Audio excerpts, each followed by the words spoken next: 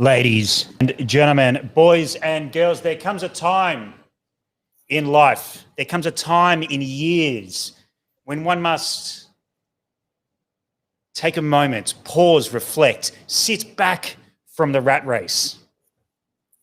We've all had our years in our life, some of them good, some of them stupid. Arguably, Whisky Roundtable was one of the stupid ones. But thankfully, a year ago to the date, there was literally nothing else to watch on a Wednesday night apart from four idiots talking shit about whiskey.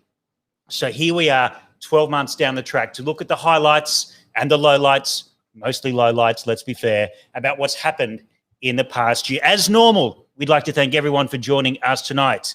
People on the live stream on Facebook, on YouTube, the internet bots we're paying to bump up these numbers. And of course, we'd like to acknowledge that there are other streams available on tonight. In fact, I've just noticed that The Take with Willie Mason, former NRL player, has just kicked off on Facebook there. So if you get bored of us, head over there for some real hard-hitting podcast content. But it is my great pleasure and honour to once again welcome back 2/4 of the stream tonight because we are down. I don't know, confirm or deny, we may have had Milne knocked off last night because we wanted this stream to be perfect and we needed Bondi Internet to not be part of this stream. Can't confirm, can't deny what's going on, but I would like to welcome Alex and Matt Bailey back into the Roundtable stream tonight, back into a week of whiskey discussion, because we're not just talking about what's happened in the week, we're talking about what's happened in the year, and there's been so much that's happened in the year. Ladies and gentlemen, boys and girls, internet bots, welcome to 1 year anniversary of Whisky Roundtable. Don't call it a birthday. Humans have birthdays. Inanimate objects and things have anniversaries. Alex Dahlenburg, Matt Bailey, people on the stream, what is in your celebratory glass tonight? Especially like a Kalara, Alex. I'm going to start with whatever's left in this mug of weird stuff. Matcha? Matcha, yeah. Yes, I am starting on a Kalara that I picked up in the distillery. I think it was like last week or week before when I was there. It is KD13 or cask KD13. Ex-Tawny, 56% distilled by the wonderful Christy Lark, who I may or may not hear is making an appearance on Roundtable soon. Very, very cool. Really? Is this in this spreadsheet that I've never seen or heard of? Yes. Actually. We have an organised spreadsheet, but yeah, it's not all of us see it. It's in the spreadsheet. It's in the spreadsheet. Okay. I'll take your word for it. Yeah, I visited Kalara also about, a little while ago, like maybe 2 or 3 months ago. And it's the first time I've been to the distillery, and it's something else, isn't it? Oh, my fucking God. What that place is going to be. I was like, right, I don't care if I have to be the distillery dog. I don't care if I have to sweep your floors. I am moving to Tassie, and I'm just going to live on this distillery. It is stunning. I think Christy has the biggest office of anyone in the world. It's so dope. This massive room. It's like, oh, this is my office. It's like, yeah. Oh, okay. But hang on, Scotty, what are you drinking? I am on a whiskey I think I've had on this show before, the Iniquity Merlot. So not the one we had the other week. Merlot. I have Merlot. Then I've got a couple of undisclosed samples to get into, which may or may not be backwards red gum releases. And I would like to take this moment to thank all our sponsors throughout the past year, the likes of Backwards, who deliver us merch, Corowa, Craftworks merch is coming. Craftworks. I didn't get Backwards merch. I'd just like to move on. Iniquity for donating booze to us, and everyone who's helped us along the way, which means any distillery in Australia or around the world for that matter that hasn't given us free shit, fuck you, we hate you. Don't say that. We'd love you. Don't listen to him. That's the way our sponsorship model works. Sullivan's garb tonight. I nearly wore it at risk of the fact that we'd already had the conversation that we had the same shirt. So yeah. I nearly wore it. Yeah. I'm actually wearing the 5-star dive bar Balvenie shirt from Rambling Rascals. Oh, very cool. Very cool. Mr. Ross Blaney. Very Made cool. for me. Are we really going down? What are you wearing tonight? Yeah. Well, as this is my lead up to my debut at the Western Sydney Fashion Show in a couple of months, so I'm slowly moving this conversation into fashion because obviously, that's what I'm all about. Right. So tonight, I thought we'd probably go over a little bit of like what we've gone through this year, how we started, because I think that's a big one. Yeah. I know that we just sort of all of a sudden ended up on everyone's screens. Well, a couple of people, mainly our mums, in the first couple of weeks. But I think we should start where it started. And I think that's a you boys, because you guys were already co-conspirating on this before you even reached out to me. Yeah, I think Scotty and I had a chat about Roundtable. It would have been around sort of March or something like that, about this idea of us sort of coming together and having sort of like a regular chat, if you like, and bringing in some special guests. And Scotty sort of, you called me, Scott, and said, what do you think about this? And I said, yeah, let's do it. Like I sort of say yes to just about everything. It's just like that was kind of a cool idea. Yeah, well, I actually remember exactly the phone call that it was because it was actually our missing panelist tonight was Milne. And I'm going to throw it out to we're running the hashtag Where's Milne tonight. So if anyone's got a good explanation for where he is, bonus points. Yep. But yeah, basically it was about this time where everyone was just sitting on Zoom chats getting pissed. And that was basically Milne was bored one night. I think it was like, hey, instead of calling up and saying you want to go to Rover or Burrow or Teo's or something, do you want to just get on a Zoom chat and organise a few people? And it was like, fuck yeah, and just talk whiskey. And then it was like, hold on, let's maybe go live because fuck it, that's how we're going to tell people. And then, so that was then a call to you, Bailey. And you made it sound very, pragmatic in the way we were organised and thinking about this when you described it before. But let's be honest, it was Bailey, Milne and I get on the fucking Zoom chat a little bit later tonight. We're going to get on a fucking few sherbets and have a bit of fun. Do you want to come and join us? Maybe go live? I was like, yeah. Should maybe invite someone else? I wonder what Alex is doing tonight. Yeah.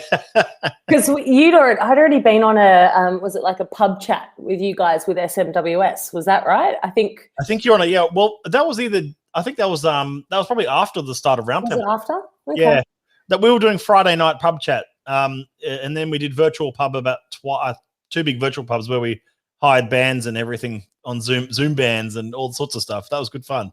Yeah. Well, I know that I got a message from Milne basically going, hey, we're just going to go live every week. Do you want to come in and jump in and talk whiskey? And I was like, oh God, I don't share my opinions to the world. I don't know whether I can do this. And you guys are really opinionated. And I was super scared about doing it. And I think you guys did 1 week before me. And I had some other stuff on. And then I saw it and I was like, yeah, fuck yeah, I'm in on this. This is going to be fucking cool. Also, it gave me an opportunity, or didn't give me an opportunity. It forced me to wash my hair once a week during that time. Ah, congratulations. Yeah. So thank you. Thank you for keeping up my personal hygiene. Yeah, you're very welcome. Very welcome. Yeah, and I didn't recall that you weren't on that first one. No, I wasn't. So it's this year. So it's this day that it was the first of 4 of us. Last week was the one that you guys went first. I think we started on I think you did a Tuesday night the first week and then went to the Wednesday. You know what, actually, I have to also say, I think one of the best parts of Roundtable, even from day one, has always been the accidental fact that all 4 of us have been from 4 very different parts of the trade in many ways. And that was purely by accident. We never sort of went, oh, well, we definitely need someone who's in bars or we definitely need someone who's in retail. Like we sort of went, like we need someone who's, like we never sort of, that was not part of the planning at all. That was sort of like just a happy accident. But that's also indicative of the whiskey industry. It is, but it's also helped in terms of the guests we've had over the last 100%. year. I mean, like some of the guests we have been from all corners of the trade. A lot of distillers are very weighted towards distillers, but at the same time, we have blenders, we've had ambassadors. They're all just the worst people. Yeah, fucking assholes. Yeah. All right, so I post some. Sorry, go. Just Alex, just before we got some few comments coming through. So g'day to everyone that's joining us. G'day to Jesse and James times 2. To Lee and Bree from the Atwoods Distillery. Mark Westmoreland, Big Daddy of the stream and friend of the stream, former guest. Has maybe a theory about where's Milne? Is Milne way courting the judges for the Australian Whisky Awards 2022, looking for a nomination? Looking to get in that Personality of the Year, potentially. Lee He was so dirty. I love how dirty he was at the He AWA. was so dirty, the three of us up. Oh, poor Milne. Milne for 2022. I think it was less the dirty about the nominations and the absolute raging hangover he wore throughout that award ceremony. Oh, he was so bad. He was. I thought that's what you were talking about. He was absolutely dusty as all hell when he turned up. No, I was talking about him being salty. The fact that the three of us were nominated, not. Lee Atwood comes up with a good point. Was the Hawaiian shirt the one that he wore last week at Clue? I think so. I think, I don't know. Throughout, yeah. I don't know what it means, but I think it definitely was something. And Brett Atwood's come with something here. I remember you talked about pens heaps at the start, and it's actually a very good segue. No, we are going to this because if you can see my fingers here, and you can see that is all just ink. So I've had some problem. What I've figured out is when you are cancel the stream. Re-inking your pens, be very careful that your converter is quite airtight between the top two, because what you see, and you can see a little bit here, if I stick my head out, it might focus on that. You get a bit of leakage if it's not airtight, and I've been actually finding on the pens, it's a little bit more difficult. So in episode 2, we'll come up to this one, which I've re-inked, but because it's a slightly cheaper pen, it seems to be sitting, and it's not as well. So you can watch our numbers dwindle as he talks. You can see the numbers. Yeah, they literally just drop. They start dropping. The fuck up. Well, on that point though, I'm a big fan of Lammy. Just by the way, if we had a Lammy sponsorship, no, Lammy is for people who hate themselves. Whiskey. Lammy's are fine. Lammy's are good. Let's talk about whiskey. Okay. So I think Brett Atwood might also be preempting a question that you're about to ask, Alex. She is. So I said pick a favourite moment of Roundtable. So we're going to go through moment, favourite guest, favourite moment with a co-host, and we're also opening that up to everyone listening, even though the numbers just dropped thanks to Scotty. Please tell us your favourite moments, and we'll definitely talk about them and share them on the stream. So pick a favourite moment, gents. Who's going first? You go ahead, Scotty. I'm still sort of favourite moment. My favourite moment in the modern, so from this year, was when Dave Broom was asked his Desert Island whiskey, and he came up with Linkwood. It's such a fucking disaster for the rest of the panel when one of our guests agrees with me. Linkwood's fucking great. It is, but they're not supposed to agree with me. That's not meant to happen. So that was a really big moment. But also, I think, and he was in the chat here tonight, just having the chat with Mark and discussing the time zones. And I think it was that same episode where Gordon came up on the end. There was like this brief moment about 50 minutes into that episode where we were in like 17 different time zones around the world, with people from like the UK waking up, people from America going to bed, drunk Australians on Zoom calls. He was our first international too, wasn't he? I think so, yeah. And I just remember that was just a really cool moment, that brief glimpse when everyone was in the chat there. Yeah. I loved that. That was pretty cool. Mark's been such an amazing guest ever since, so friend for life. I can't wait to get over till we can travel. He doesn't know this actually, but I'm hooking up a Wolfburn tasting in the back room where he's going to come in on the big screen, but I haven't told him yet. So it's going to be fun. I'll be there for that. Hell yeah. One of my favorite moments in out of all the streams we've done, I know I'm also going to reference the Dave Broom stream here for a second, because that was a phenomenal live. That was just so much fun. Was when he talked about sort of the time, like there's like the place and people of whiskey, and it was such a small discussion of the whole grand scheme of that evening, but it was such an impactful one. And I've gone back and watched that episode a couple of times and listened to it a couple of times, just to really sort of soak in everything that he was getting across there. But that was really like that moment where he talked about how he's writing about sort of the cultural place and the land and the people that change what whiskey is, rather than, because it's always the discussion around new releases and whiskey after whiskey after whiskey, and it's like single cask after single cask in my case, and it's always sort of like, but talking about that whole sort of regionality and people part of it was really special. It was only about 2 or 3 minutes in the stream, but it was a moment. It was a good moment. It was a good moment. It's always the sign of a great writer. He reduced it to whiskey is culture and culture is whiskey. and it's like you distilled it, for lack of a better word. Excuse the pun. Yeah.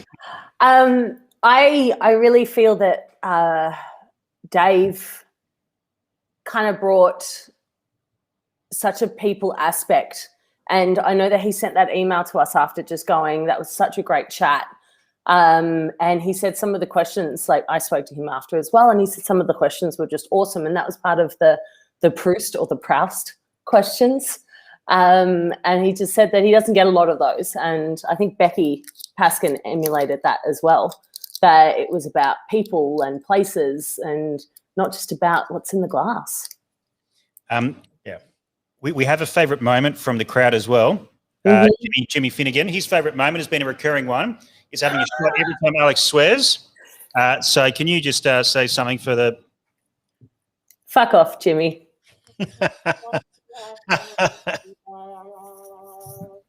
So my favourite moment was standing in a barley paddock with my father.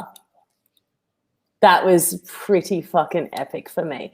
And I was talking to Dave Broom and Becky and Mark and Bree and Lee, and then my partner over a schnitzel and Resh's tonight went, what about your dad? And then I was just like, holy shit, that was the greatest moment. And sometimes you get, that moment was outshone by all the fucking amazing celebrity whiskey people we've had on. But that for me was just the most beautiful personal moment. So yeah, it was pretty epic. That's immortalized on the internet now. And that's cool. So that was one of my favorite moments. I think that up there is if we're voting on best episodes and most informative, and when I say best, really informative, lots of fun, and heaps of interaction from the crowd, that has to be right up there. Yeah. And you guys didn't talk. Y'all shut up. Which is very hard to do. It's never happened before. I'd love to say it was the time that my mother watched the stream, was my favourite moment. But 1 year on, she still hasn't got on the stream. Oh, bloody hell. That's all right. That moment. Oh, thanks, Siobhan. All right. We're about to play favourites. So as in favourite episode or? Pick a favourite guest. Favourite guest. Shall I go first again? Go for it. You're prepared. Matt Bailey clearly did not do preparation. I did prep. Yeah. I've already written it down. Yeah, but I know that he's doing the whole the classic TV thing. Was oh, that's a really good question. Let me think about this. Here's a really considered answer, which I just came up with when I'm not bothering her about faking it. So come on.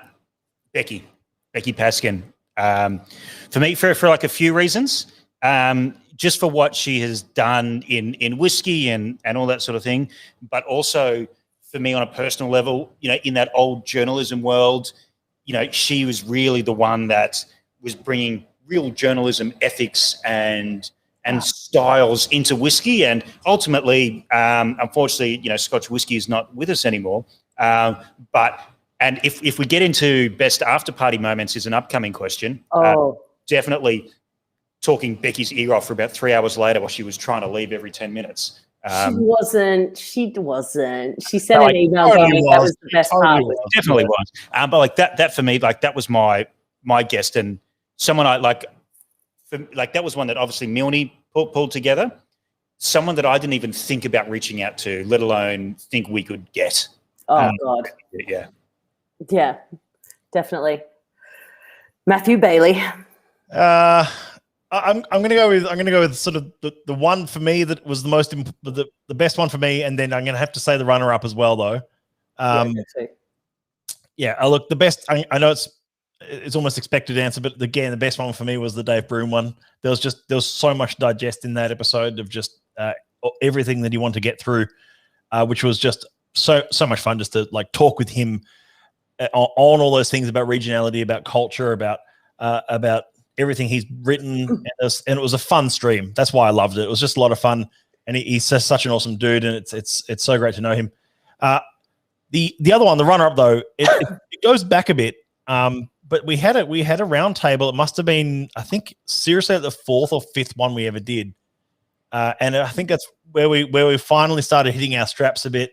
We finally sort of get the groove of it going. But it was definitely we had Emma and Lockie on from Whisky and Almond, and the topic was about regionality, labels, and bars.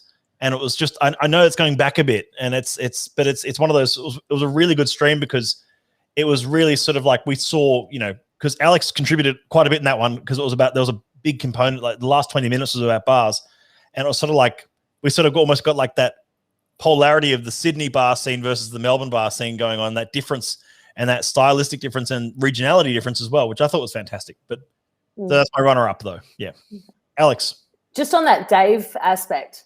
When I reached out and asked him, because we follow each other on Instagram, and does he follow you on Instagram? Does he? Yeah. What does he follow on Instagram? On Instagram. On Instagram.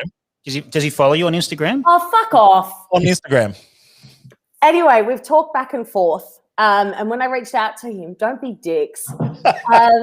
Surely it's a year in. Surely you know by now. Yeah.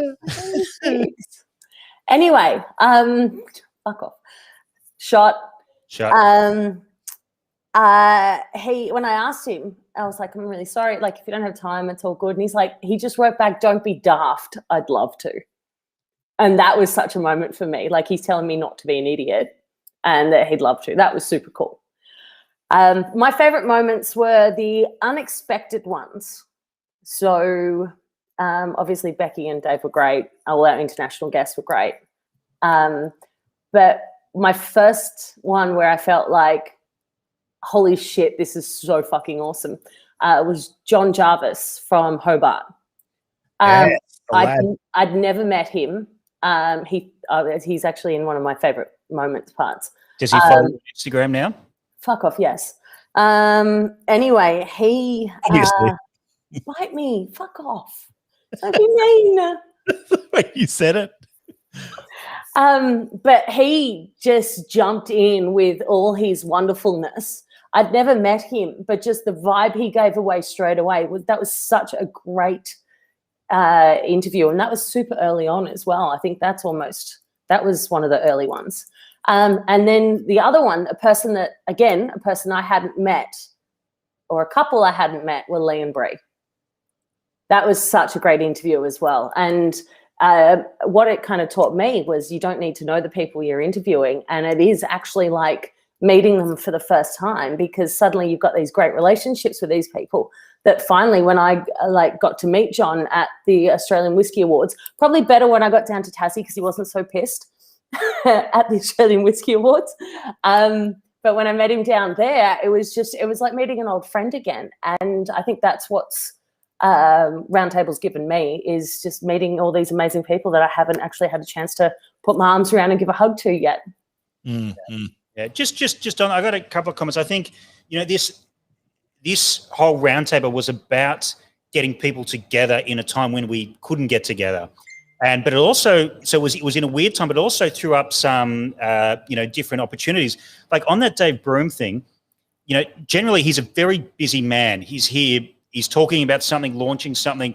We really had nothing to talk about and launch. So we sort of, in a sense, caught him off guard in that we got a very honest opinion of just a chat with him, which we did with a lot of people, which some of my, I didn't realize we could pick second favourites, but I'd be a tie anyway. Some of my favourite ones looking back were the Peter Bignell one, which is, I think, our first guest. And Peter Bignell's there, like, plugging things in to try and make the internet work in the back shed, and it was that big windy day and everything was getting knocked out. But then even obviously that, like the Yak one, I loved the Dean Druce one this year. But from last year, Jared from Starwood and Fred, Fred had just left Sullivan's at the time. So it was this really open look at the Australian whiskey industry from someone who'd been shaping arguably, the most renowned and the most internationally recognised distillery, to step back and go, okay, this is what I saw. So I thought like they were really great moments in time that we sort of fluked to capture. Fuck, guys, did we fluke this shit? Oh yeah, totally. Totally. Are you kidding me? There's no question of that. I missed. I'm still kicking myself. I missed that Fred stream. I watched most of it back the next day, but I was obviously hosting something that night elsewhere and I couldn't make it. But a bit like Milne tonight. Yeah. But yeah, that's okay. That's okay. We forgive him. But yeah. What about your worst moments, guys? Here we go. So what was this one? What about your worst moments of Roundtable? Yeah. Am I going first? You go ahead. Okay, so where do I count the ways?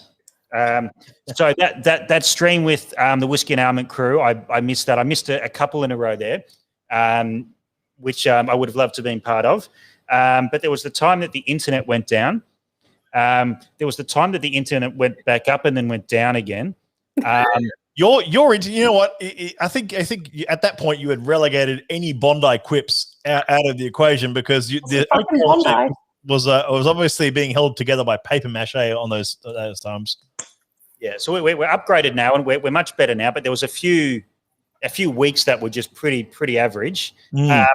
But by far, my worst moment on Whisky Roundtable, I don't get anxious. I'm not one of those people. I have anxiety about this moment still. I have it when I wake up in the morning. Sometimes it appears in my dreams, and definitely when I walk into the Wild Rover. Oh, baby. When that night we were all in the same room, and I said, I fucking love Jamison, but wouldn't it be great if it was 43%? And as soon as I said it, I knew exactly what a dickhead I was, and I still have nightmares about that moment. I still remember the exact moment you said it. Yeah, it's just, and it's on record. It's not. I never said that. It's on fucking record. You definitely said that. Or did you say 46%? Or did you say 43? I just whatever I said was not 40%, and that's all. Far out. I remember that moment too. That was a belter. P.S. We've all got to get together soon because they're always like crazy moments when we're actually vibing off each other. I know yelling at each other. I know Milne's not here, but I'm going to actually answer his favorite, his worst moment was, and I think it was a sister-in-law came on the stream Puddles. and called him Puddles, which I probably should have mentioned as one of my favorite moments of the stream. But yes, and we are using the hashtag Where's Milne tonight. So if anyone can find Puddles, locate him somewhere in wherever he is in the world, that would be great. That's a fantastic nickname. It's brilliant. It gives me life. It does. Yeah.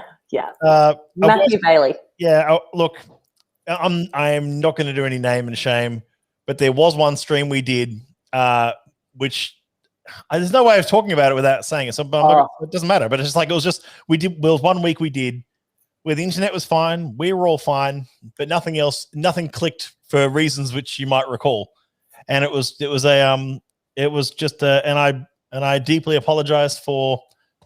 I think it was me getting that guest, and it was sort of like, well, not everything works out sometimes, and the chemistry was out, the whole night was out, and we finished up that night, and that guest left, and we were all sort of sitting backstage here going, yeah, let's not do that again. That was just a mess, and that's always going to happen if you're doing things live.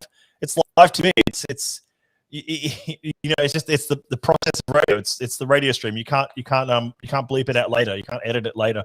You can't say let's not air that one. It's airing right now. I mean, if you're watching this right now, you're watching us screw it up even tonight. So that's fine.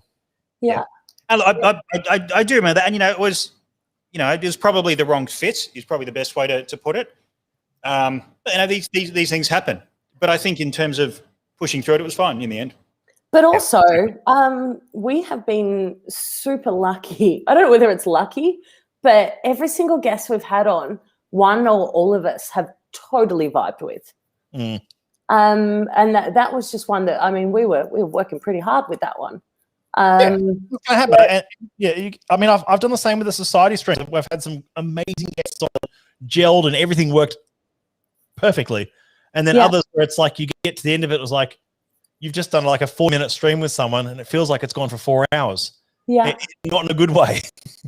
And just a bit before, Alex, you get to yours, I want to say one of my favorite moments of the society stream was when Matt Bailey decided to take live phone calls, which was excellent. Just a number on silent and just order pizzas, ask for my horoscopes. Look, I tried doing. You've got a roadcaster now. You know what it's like. You can take phone calls through it, and so I couldn't believe that you were like, call on this number on the internet. Was it 1-800 Whisky? Oh my my God, can we do that one night? That'd just be hilarious. Yeah, we could take live calls. It'd probably just be Scotty calling on his other phone in the other room the whole I'm time. pretty sure there'll be creepy YouTube, like hi to the people in the YouTube comments. But I'm pretty sure that'll just be weird YouTubes. Can we do that? I want to do that one night. Worst moment, Alex. Worst moment. Oh, that would be missing the Christmas party. The what? I miss the Christmas party. The end of year wrap up Whisky Roundtable Christmas party. Because I had to work and Milne was in a state and I missed it. I remember that. Yeah. And then I remember Dan, DHR, Dan Hutchins-Reid, or Hutchinson-Reid, remember? Hutchinson, yes. Hutchinson-Reid. I remember him walking into the bar during that and me nearly bursting into tears. And he's like, oh, my God, it's finished. I was going to, like, somehow get you to loop in so they can say hi and you can see them. And I'm like, it's been too busy. So that was one of my worst moments. Like, I always put my shit aside when I go into service, but that was one of those nights that was really hard to put my shit aside that I was not with you guys for that. I think I've only missed one or two. And who was that? Oh, that's you. That's a you comment. I'm just staying on par with the YouTube. Can we please take a look at the photo that Matt Bailey has on? I know. I was like, hang on, hold up. Can we get that? Where's the button to get that bigger? You've got to get that. But I definitely think Milne's worst moment was the internet. Well, it's probably this, to be honest. Or the shirt. We actually might know where Milne is. He might be in some sort of focus group about some bullshit at the moment that he can't get out. Which sounds like a lot of fun. It sounds like it's really interesting. And there's really like everyone loves focus groups, mate. Everyone loves focus groups. Ooh. I don't think he's even getting like a $15 voucher to Pizza Hut afterwards, which is annoying for him. All right. Last question. Okay. And I really, really want to hear this from the wonderful people watching right now. Pick a favorite moment from a co-host or from one of us hosts to the audience. Oh, wow. So, So picking a favorite moment from about one of each of us. Oh, okay. Yeah, sure. Was this question in the chat? I didn't think I saw this one. Okay, I didn't. Favorite moment with a co-host. I didn't think this one through either, to be honest. But favorite moment with a co-host. Oh, wow. I mean, the puddles example is fantastic. That's right up there. And I'm gonna pick on Milne again a little bit, not a little bit. The live we did at Kiss Kiss Bang Bang, rest in peace.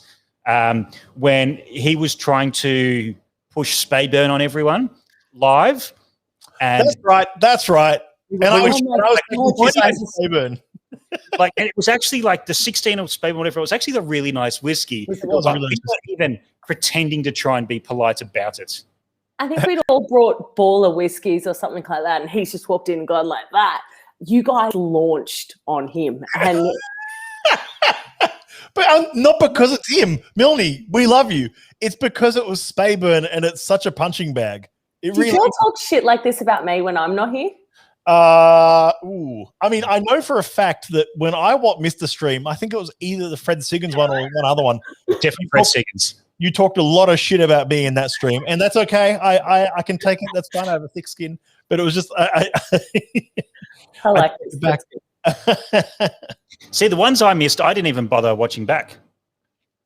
That was a different stream. Yeah. You didn't? Dedication. You got to watch them back because you didn't know you're going to get barbs thrown at you. Yeah, because why would I bother? I'm not a sucker for punishment. I do think Alex has referenced it vaguely, but for the people who might be listening back on a podcast, John Jarvis has pointed out a moment when Alex and Ross did a shoey. And that was a different stream. That was the end wrap party for Sydney Whisky Forum, I think, back in the day. Not that that's hidden away. Also, that one is on the internet for eternity. Is it? Because I'd really like to actually catch that. Ross and I were absolutely behaving yourselves. Yeah. No, we just drank a bowl of Ruinart because we were doing Baller Makers, which is champagne and Balvenie whiskey. I remember that. And yeah, drinking Ruinart. And I think we'd already finished the bottle by the time we got online because we had the bar to ourselves. From Brie Atwood, no one has given any mention to Bailey's hair. No, because I don't think anyone enjoyed any of those moments. And like we take the jest and take the piss out of our fellow panelists in fun, but when we talk about Bailey's hair and we make jokes, we're not taking the piss, we're not fun. It's sort of like, are you okay moments? Like, do you need help? Alex once admitted that I have the best hair in the trade. I'm okay with that. That was because I said DHR. No, it was actually. It's the Instagram post. I can bring it up. Do you want to talk about Instagram again? Does DHR follow you on Instagram? A quick crowd offering here from Mark Westmoreland, who doesn't follow me on Instagram. Somebody asked the distiller, "Have you tasted it?" The reply was, "I tasted it. I bloody made it." Was that Schmitty? No. Oh no, I was pretty sure that was Lisa. Yeah. Oh, Archie Rose. That's right. Oh no, but we were talking about Old Kempton or something like that. No. I think it was the Archie Rose single malt, which was about. She didn't make that though. But did she help blend it? I don't know, but I was pretty sure it was Lisa, and it was about one of. And she was talking about someone in a bar, and they said, "Oh, try this like Old Kempton," and she's like, "I was like, have you tasted this?" And she's like, "I bloody made it." I think that's the story behind it. That was a good stream. I was just finished day 2 of judging the Australian Gin Awards. Jumped back from Chatswood, got to here. I got back to my house, actually. It was the one I went live from my house that Bailey, you hosted. Got there just in time and went, bang. Okay, what the fuck are we talking about? Yes, I remember that one. Yeah. I think you're a bit discombobulated in that stream. Let's put it that way. Okay, so who hasn't gone? Matt. I'm the only one that's answered this one so far. Matt, your favourite moment from a co-host? Yeah, that was that question that Alex sent through that I didn't fully prepare for in any way, shape, or form. But I still, for me, it's learning Milne's nickname. I'm going to stick with that. That's not from a co-host, though. It involves a co-host. I don't know. I don't know otherwise. He had to reveal it because we were like, "Who the fuck is Puddles?" Like, who are you referencing here, person who I'm not familiar with? I don't have any other answer than that at the moment. I'm sorry. Okay. My favorite moments with you guys was probably not on live. My favorite moments were actually when we'd finished. Well, that's not co-host either. That is co-host. That is you guys. No. Especially referencing a photo I put in the group the other day with Scotty, drunk and being his silly, fun he is. I think you mean excellent, level-headed, elegant self. Yeah, pretty much. And then secondly, Matt Bailey sending me texts during streams telling me to get off my phone or telling me about something about my face or, tell me something about my face. I've never said anything about your face. Hold on. I've said get off your phone a few times. And then you've been like, oh, you didn't like that one, or like, what are you looking at, or who made you smile? Or streams where you do this, ready? So do you, though. No, I'm not. I've never even touched my phone when I'm on stream. Sorry, with everyone listening, because you're texting me. Yeah, from here. It is one of my pet peeves when you've got like a panel of people on a stream and you can see quite obviously they're texting each other, and it's like, okay, but I'm tuning in. Is there an in joke that I'm missing or something like that? Yeah, I don't like any of that. That's not entertaining. So you can't. That's why you text in the screen. You're the fucking worst for it, Matt Bailey. My phone's over there. I can't even. I don't touch it during any stream. I don't. I could send you a text right now, and I'm not even say it's on Messenger then. Yeah, but I'm not. It's right here. Yeah, so they've been some of my favorite moments. And how much you guys have made me laugh. That was one of the greatest things Alex sweating shiny in the bar. Oh, fuck. Oh, that's a top moment. That is a top Was moment. it that bad? I haven't seen it. I refuse to watch back. Yeah, I was so hot. Shiny and sweaty in the barn. Literally. Yeah, you were beating to sweat. It was so hot. We'd worked so hard. And it was such a stress to get back. It was like 37 degrees, 38 degrees up there. And we should have seen her after the stream. It was the panic, the makeup panic before and after was real. It was horrible. Well, after the stream was just like the sun's going down, so quickly pack up and get into the ute before the bugs come out. Yeah, true. Oh, he's talking about recently, not the stream with my father. Oh, okay. Oh, you're talking about the one who I was in the haystack. Yeah. Oh, that one. Yeah. Oh, okay, that one as well. Yeah. Yeah, I was really sweating hot. Yeah, well, you were at the farm still again. I was at the farm, yeah. It's just like lockdown here. The anxiety when you drive to Dad's is like, I got to try and relax. Because when you get there, you have to hit the ground running and you're just going to be shoved into some sort of tractor or vehicle or chasing cattle or like straight away, and it's hot and you just know that for the next 5 days you're not going to stop. And I had to stop for that hour. And I think we had, was it Julie Hamilton on? Yeah. And I was just a sweaty, pissed off mess. But that was so great because she was in lockdown, like in the snow in the UK, and you were on a farm. Like there was like the two extremes of the world right then and there. Yeah, I was disgusting. Super sorry for my appearance that day, Mark. James, who I think we worked out is now at Death and Taxes. No, he's left. He's moved on. Yeah. Sorry, I knew it was something there, but he commented, which I think is referencing the Lisa comment from before that Mark brought up. Wonder how many distillers have walked into bars and have had bartenders try and upsell on their own brand. One of my favorite that'd be fucking great. Yeah, but like one of my favorite moments from this year was talking to Dean Drews from Corowa, and like I think it was Milne who asked him about like when you walk into a bar and like do you look for your brand and that sort of stuff, and he was saying he walks into a bar that like maybe he can see Corowa behind me, he doesn't say where he's from. Yeah, I love that stealth attack and like having then someone go, oh yeah, I'm just interested in Aussie whiskey, and just see whether they offer you theirs. Yeah, and he's at Mrs. J Rabbit Speakeasy, by the way, in Queensland. Yeah, sorry, He said, Dean also said he doesn't want to be known in a bar when he goes in. Like he doesn't want people knowing that he's a whiskey distiller or anything like that. And he just wants to go in and enjoy the bar. Yeah. I love that. That's pretty cool. That is pretty cool. All right. This is where we get soft and sappy. Oh. What's your favorite thing about these live streams? What's it brought to the table for you? Something to do on Wednesday night. You can tell I wrote these questions. Scotty, deeper. What's the best part of these live streams? The best part? Yeah, what's been the best part for you? Your favorite thing about doing these live streams every week? Couple of free T-shirts. Yeah, that's great. Something to do on a Wednesday night. I can go 2 weeks without washing T-shirts now.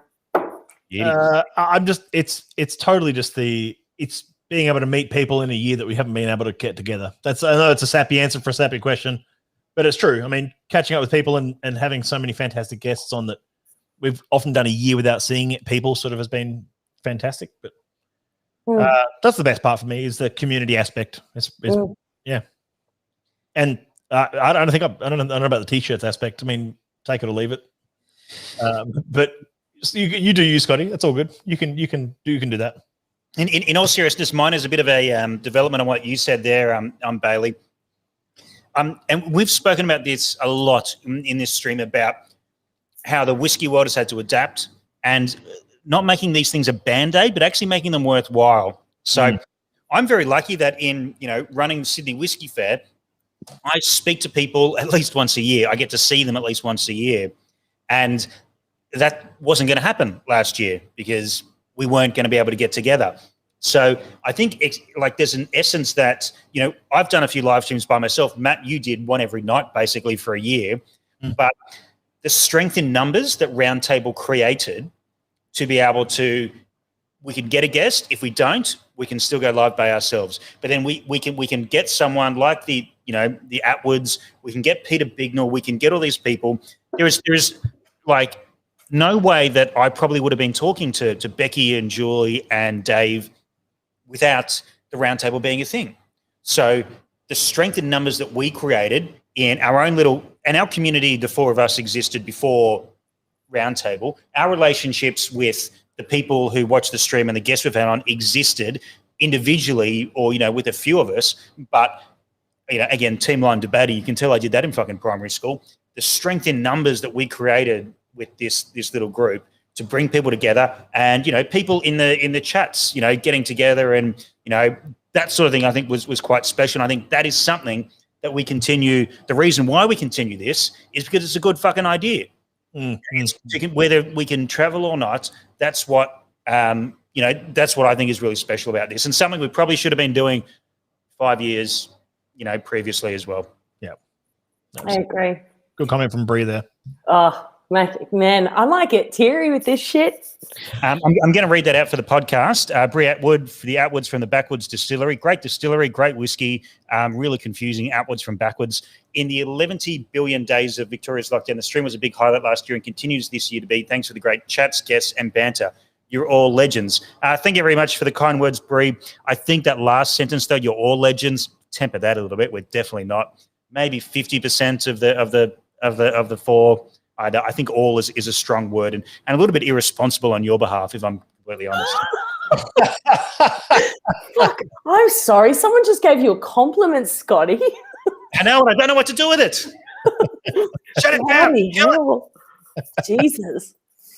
I think I noticed probably the impact. I think twice I've noticed the impact of Roundtable on me, and that I was like, fuck, I love this.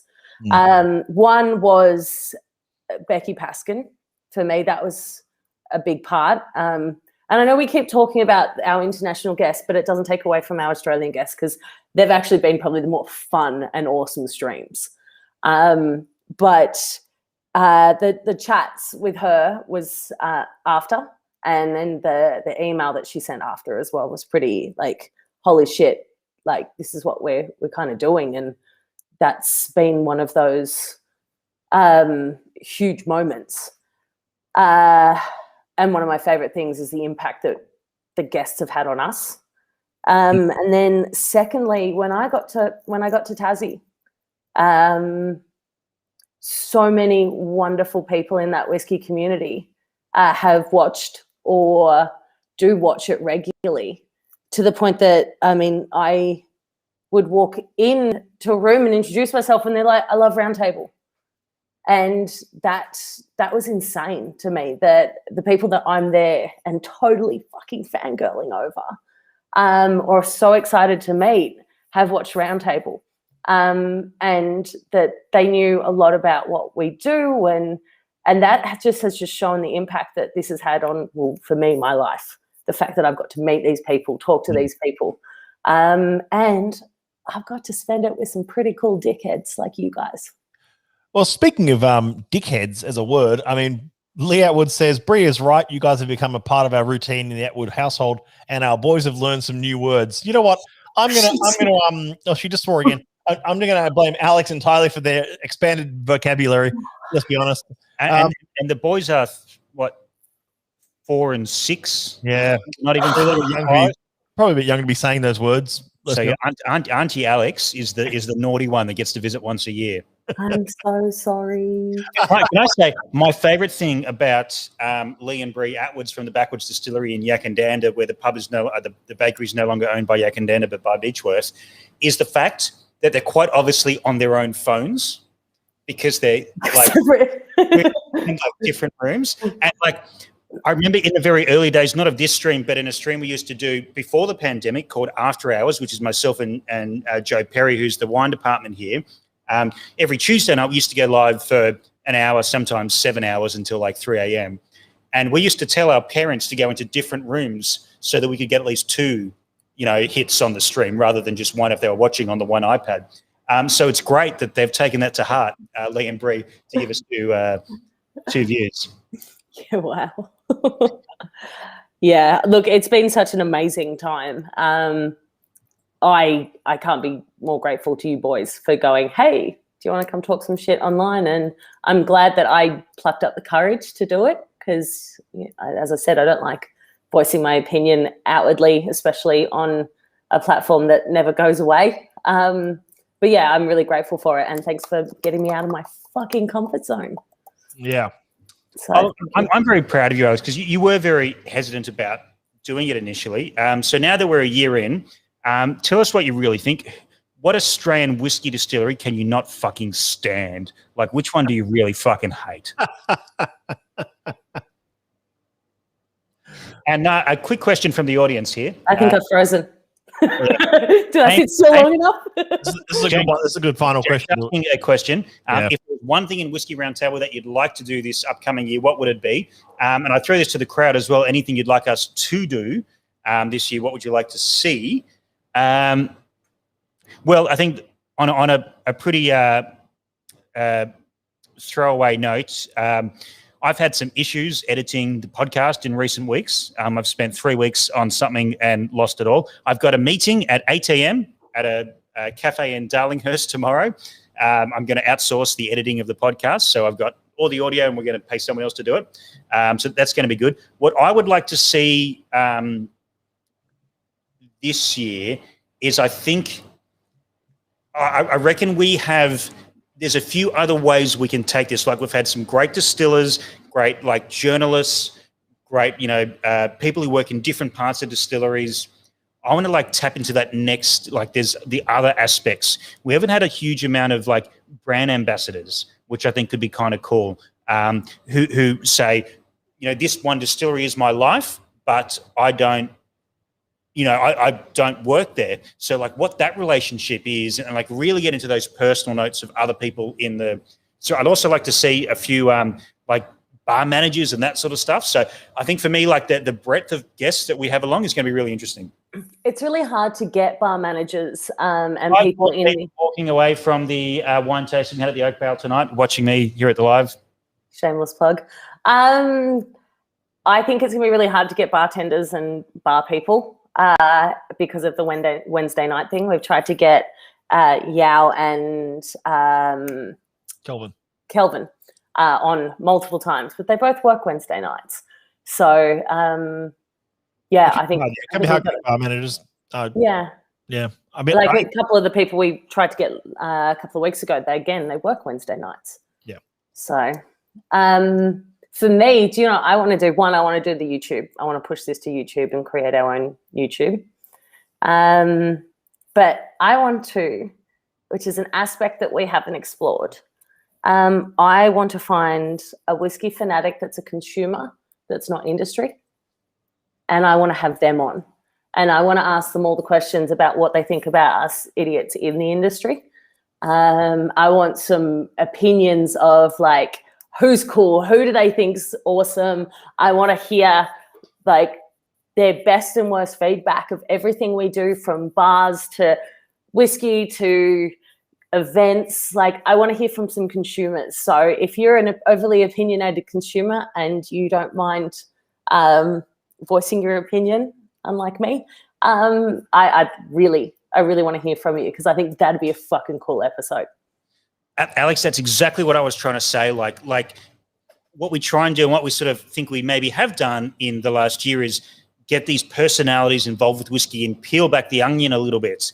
I'd like to see that from a consumer environment because, we all were whiskey consumers before we came involved in this industry. And sometimes we can forget where we started from. So that would be, I 100%. Let's do that. I also want to get a Keepers of the Quake on. Call out. I want a keeper on as well.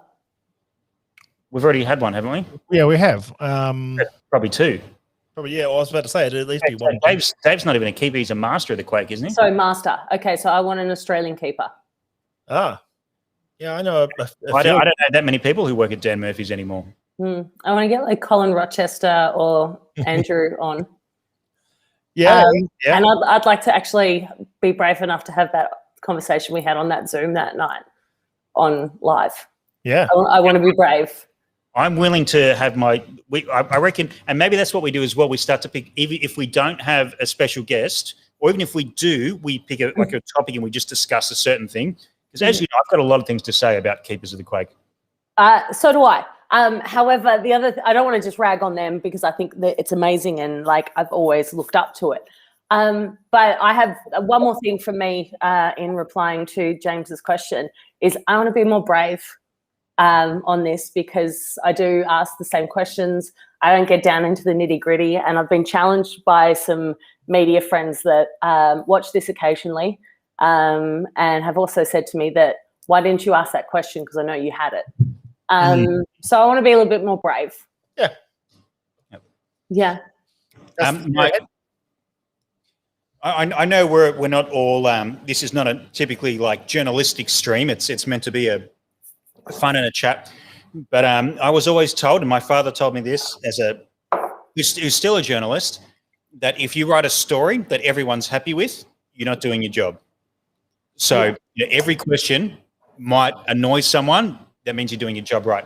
A couple of comments coming through here, and once again, the Facebook and various chats are having their own conversations, which is good. And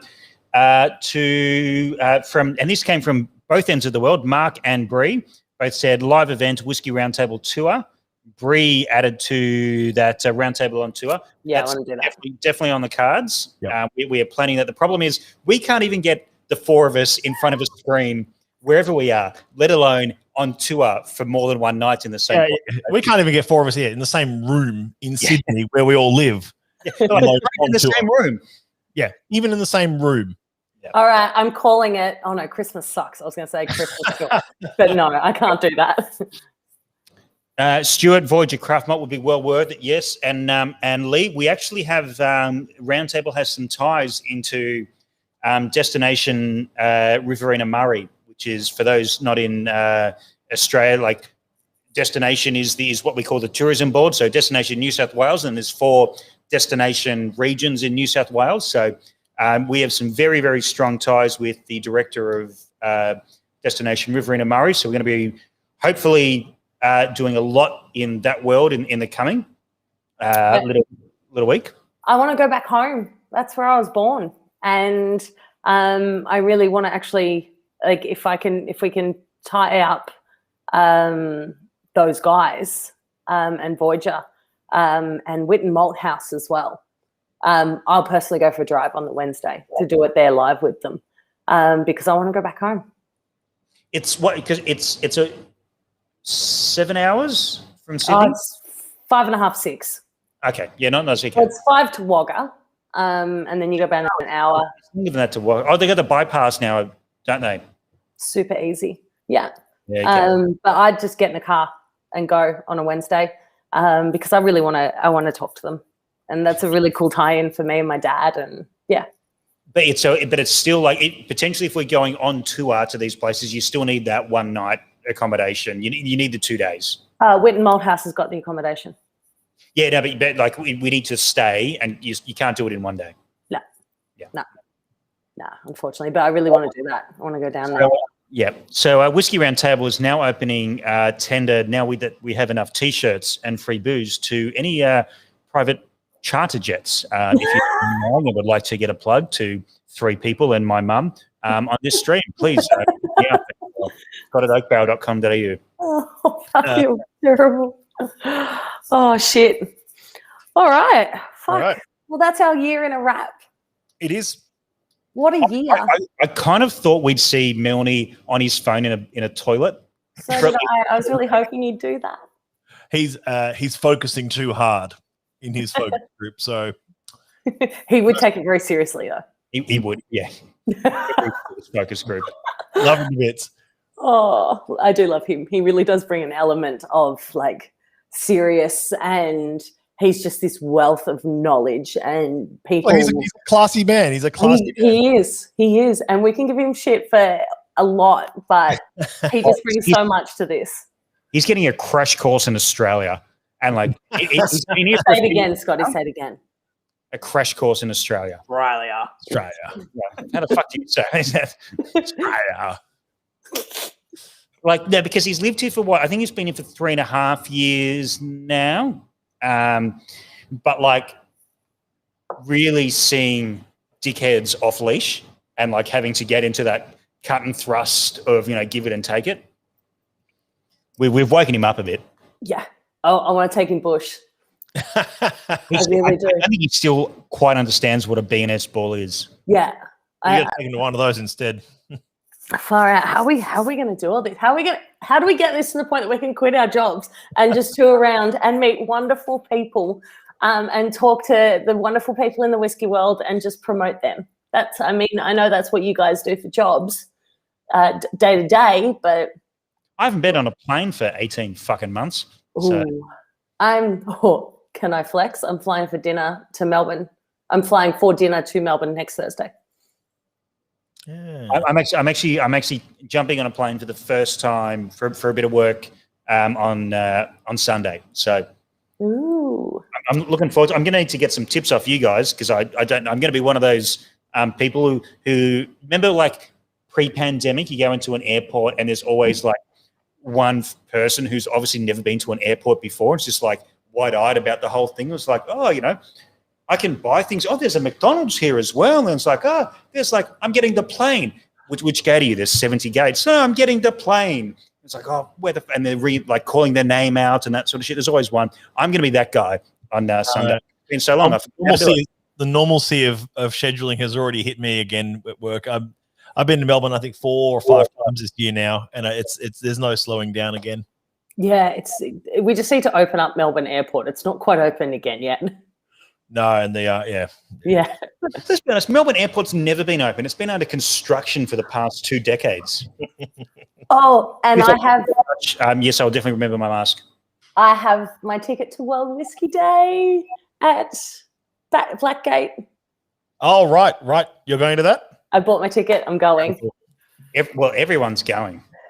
Like, if I can judge by the amount of customers that have come in the past, 2 weeks, asked whether I'm going, all of Sydney is going to be at Menduran that weekend.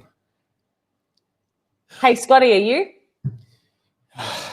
Hey, Matt, are you?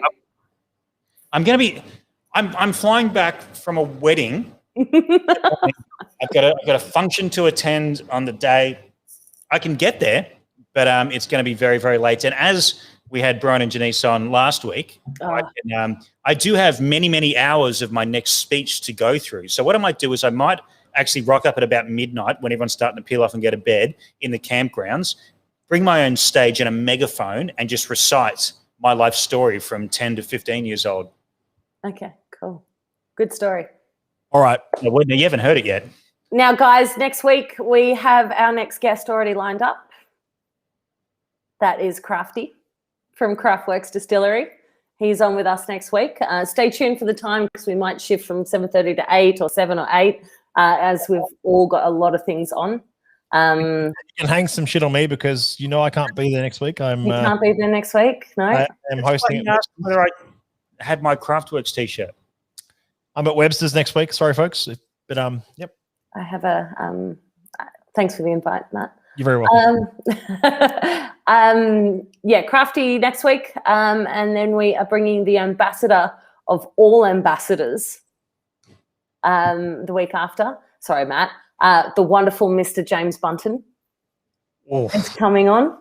Can we go for longer than an hour? That one's going to go for longer than an hour. Yeah. And then the week after, another person I fangirl over, the wonderful Christy Lark. Very cool. So they're our next 3 guests all lined up in the spreadsheet, Scotty. But yeah, that's what's coming up. Rock and roll. Rock and roll, guys. Thanks, folks. Thank you to everyone who's been tuning in tonight, but also through the whole process across the last year. Thank you to my fellow panelists for putting up with me and my unique sense of humour and my dashing good looks. I know I make you all look very, very uncomfortable with how it's not uncomfortable. Is that the right word? I don't know, but the new mic is hot. Is it just pure self-consciousness that you feel? That's all right. Thank you, everyone. We'll be back next week. Stay tuned to exactly when that time is because we might be missing 1 or 2, but we're going to figure it out. We forgot to mention. the most important thing that happened this week. Prince Philip died, and that's all we need to do on that subject. We will see you next week. John Jarvis, thank you very much. Mark Westmoreland, Jimmy Finnegan, who gets the award for best setup to watch Roundtable tonight by a mile. Oh, yeah.